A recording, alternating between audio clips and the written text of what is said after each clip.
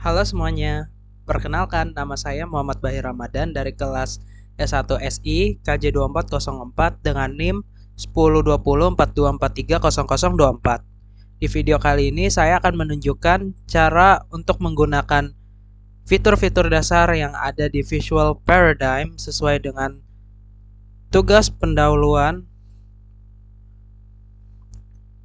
modul kosong pemodelan proses bisnis. Jadi yuk, mari aja langsung kita mulai videonya. Nah, jadi di sini sudah ada soalnya. Yang pertama, tunjukkan cara membuat project baru untuk membuat diagram BPN pada Visual Paradigm. Tunjukkan pula cara menyimpan project tersebut. Baiklah, yang pertama di sini kita klik New Project. Lalu di sini akan ditampilkan option untuk mengubah namanya sesuai keinginan. Lalu juga ada author atau pembuatnya. Lalu juga bisa set untuk data type-nya seperti apa dan juga bisa memberikan deskripsi. Namun deskripsi ini opsional ya.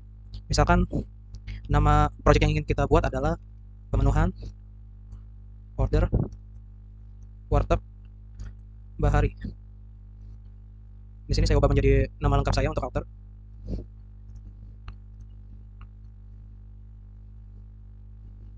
Baiklah, kalau sudah tinggal konfirmasi aja dengan create blank project, dan nanti di sini dari untitled akan berubah menjadi pemenuhan order warteg Bahari sesuai dengan nama yang sudah tadi kita ubah. Lalu berikutnya kita tinggal klik file di sini, lalu kita save sebagai atau save as. Di sini sudah ada namanya file name-nya. Lalu kita langsung save saja. Nah, jadi seperti itu. Nah, untuk langkah berikutnya, karena di sini kita akan membuat diagram BPMN atau Business Process Model Diagram. Jadi kita pergi ke diagram navigator, lalu kita pilih untuk business modeling dan pilih untuk business process diagram. Mana kita bisa klik dua kali atau klik kanan, lalu kita klik new business process diagram untuk membuat business process diagram yang baru. Nah, jadi tampilannya akan jadi seperti ini. Untuk soal yang berikutnya di sini sudah ada contoh untuk diagram BPN untuk proses bisnis pemenuhan order di warteg Bahari. Di mana diagram BPMN-nya seperti ini. Lalu untuk nomor berikutnya tunjukkan cara membuat dua pool seperti gambar yang tertera di nomor 2.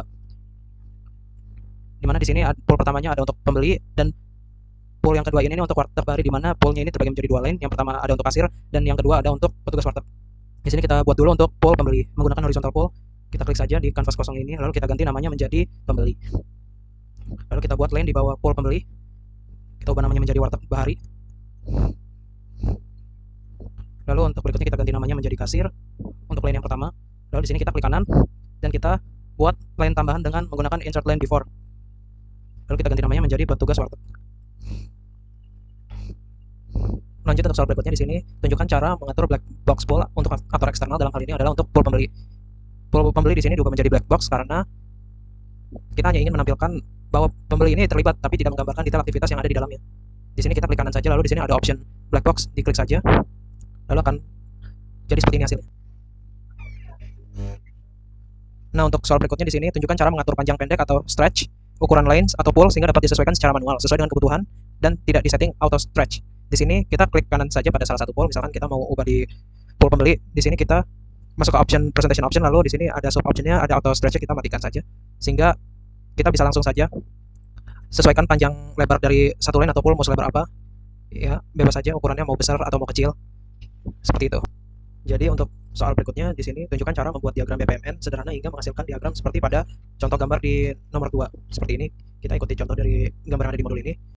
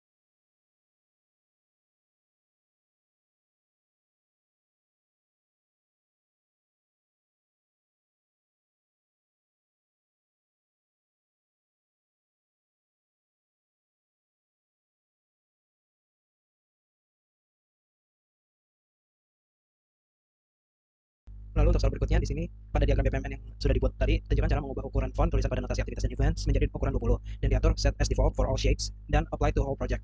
Di sini kita pilih salah satu tas saja lalu klik kanan tadi di bagian styles dan formatting optionnya. Di sini kita klik formatnya. Lalu kita set teksnya ukurannya jadi 20. Previewnya tampilannya akan jadi sebesar ini lalu kita set as default. Set as default for all shapes. Apply to whole project. Maka hasilnya akan jadi seperti ini. Formatnya jadi agak sedikit kurang rapi. Tapi nanti tinggal lakukan penyesuaian saja. Lalu berikutnya tunjukkan cara mengubah ukuran font pada data objek dan data store menjadi ukuran 18 dan diatur set as default for data store dan set as default for data object. Di sini kita set untuk bagian data objeknya di bagian style dan formattingnya. Kita atur menjadi 18 set as default untuk data objek saja.